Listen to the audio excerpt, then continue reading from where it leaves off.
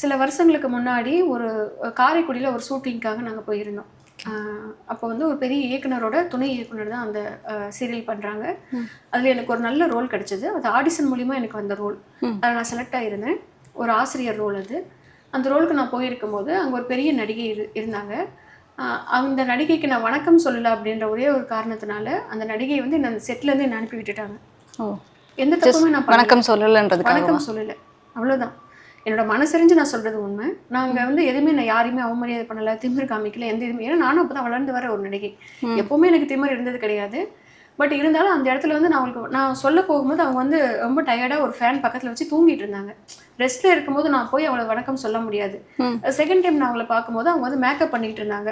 அப்போ ரொம்ப பிஸியாக முக்கியமான மும்முரமாக ஒரு விஷயத்தை பற்றி பேசிகிட்டு இருக்கும்போது இடையில புகுந்து நான் வந்து வணக்கம் சொல்லி நம்ம கவனத்தை ஈர்க்கக்கூடாதுங்கிறதுனால நான் அப்பவும் நான் சொல்லலை.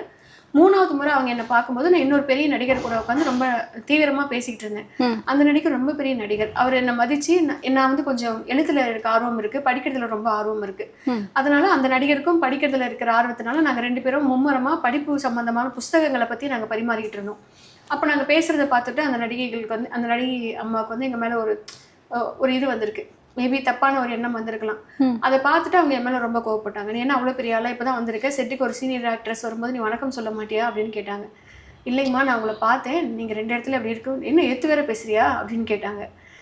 இல்லைங்கம்மா, விளக்கம் தான் சொல்ல வரேன். அது எப்படி நீ நேற்று பேசுகிறாங்க, உடனே எங்கள் கூப்பிட்டு இந்த பொம்பளைங்கிறத நான் நடிக்க மாட்டேன்ட்டாங்க. மரண வலினா என்னங்கிறது ஃபர்ஸ்ட் டைம் நான் அப்போ தான் ஃபீல் பண்ணுறேன். ஸோ என்ன அங்கேருந்து எனக்கு திரும்பி போகிறதுக்கு காரைக்குடியில் எங்களுக்கு அன்னன்னைக்கு பேட்டா கொடுப்பாங்க. ஷூட்டு, அவுட்டோர் ஷூட்டு, அன்னன்னைக்கு பேட்டா கொடுப்பாங்க. மேனேஜர்ஸ் என்ன சொல்லுவாங்கன்னா, யூஸ்வலாக வந்து அன்னன்னைக்கு பேட்டா கொடுத்தா இவங்க செலவு பண்ணிடுவாங்கங்கிறதால ஒரு 5 நாள் இருக்காங்க அப்படின்னா 5 நாளுக்கான பேட்டாவும் சேர்த்து வச்சு ஊருக்கு போகிற அன்னைக்கு எங்களுக்கு கொடுத்துருவாங்க. மற்றபடி அந்த கன்வீனியன்ஸ் எல்லாம் அவங்க கிட்ட தான் இருக்கும், எங்ககிட்ட இருக்காது. நான் இப்போ ரொம்ப வறுமையான சூழ்நிலையில் இருந்ததுனால எங்கிட்ட சுத்தமாக பைசாவே கிடையாது. அப்போ காரைக்குடியிலேருந்து நான் சேலம் போகணும் அப்படின்னா எனக்கு சுத்தமாக பணமே இல்லை.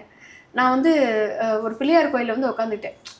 அங்கேருந்து வந்து நான் ஒரு பிள்ளையார் கோயிலில் வந்து உட்காந்துட்டேன். நான் வந்து அந்த டைரக்டர் வந்து மன்னிப்பு கேட்குறாரு, நீ என்ன எதுவும் சபிச்சிடாதம்மா, என்ன மன்னிச்சிரு, எனக்கு இதுக்கு எந்த சம்மந்தமும் இல்லை. அவங்க ஒரு பெரிய நடிகை, நான் தெரிஞ்சோ தெரியாமலோ அவங்களுக்கு உன்னை பிடிக்காம போயிடுச்சு, என்னாலும் வேறு வழி கிடையாதுமா, அதனால நான் உன்னை அனுப்ப வேண்டிய சூழ்நிலை எனக்கு இருக்குது, ஆனால் நீ பத்திரமா ஊருக்கு போயிடுன்னு சொல்லி நான் தங்கியிருந்த லாட்ஜ் வரைக்கும் வந்து இறக்கி விட்டுட்டு போயிட்டாங்க அவங்க. ஸோ ஒரு டேரக்டரே ஹீரோயின் பேச்சு கேட்டு தான் நடக்கிறாங்களா? அவங்க ஹீரோயின் இல்லை, அம்மா. அதுக்கு ஹீரோயின் வந்து பெரிய ஆக்ட்ரஸ். அவங்களே அதில் இருந்த எல்லாருமே ஒரு பெரிய நடிகர் நடிகைகள் தான். அப்படி வந்து நான் தங்கி இந்த ரூமில் விட்டுட்டு போயிட்டாங்க. எனக்கு என்ன பண்ணுறதுனே தெரியல.